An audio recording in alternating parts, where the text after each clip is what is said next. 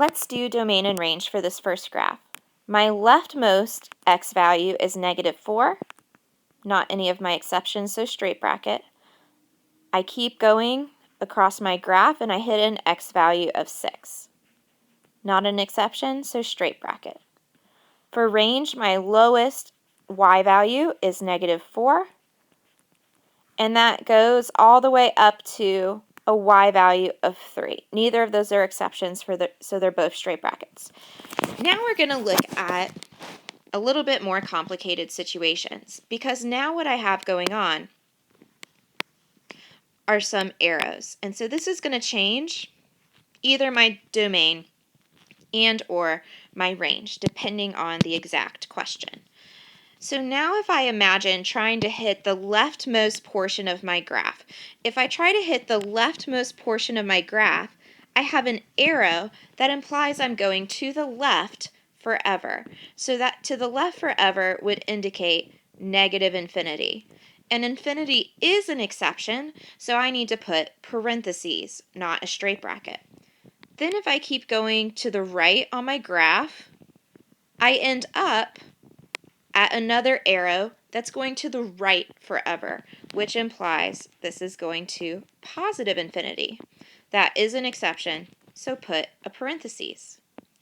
Now let's do our range, which is the y values. As I start from the bottom, my lowest y value is 0. Now, is that 0 a whole? No. Asymptote? No. Infinity? No. So it'll be a straight bracket. And now as I go up the graph, I end at an arrow. And it doesn't matter whether I was looking at the left or the right side of this particular graph. It's going up forever to positive infinity, which is an exception, so I put parentheses. Let's look at these next two. Now, the next one is something we'll look at later called a piecewise function. Maybe you can get why it has that name, because my graph is in two pieces or two chunks. Part of it's a parabola and part's a line. But we're going to start the same way. So with domain, the first thing I hit is this arrow that's going to the left, which means it's going to -infinity. I move to the right, and I stop on this piecewise graph at -1. But it has a filled-in circle, which means as long as there's not a gap, aka this piece starts at -1, I can keep on going, move on with my life. So right here, because one's a filled in and one's open, I'm okay.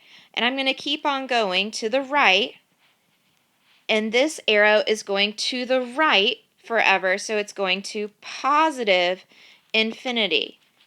Okay, why am I emphasizing positive? Because a lot of people look at that and they say, but the arrow is going down. Sure, the arrow is going down, but down is talking about range.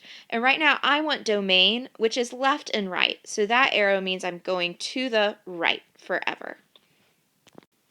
Let's talk about the range on this puppy.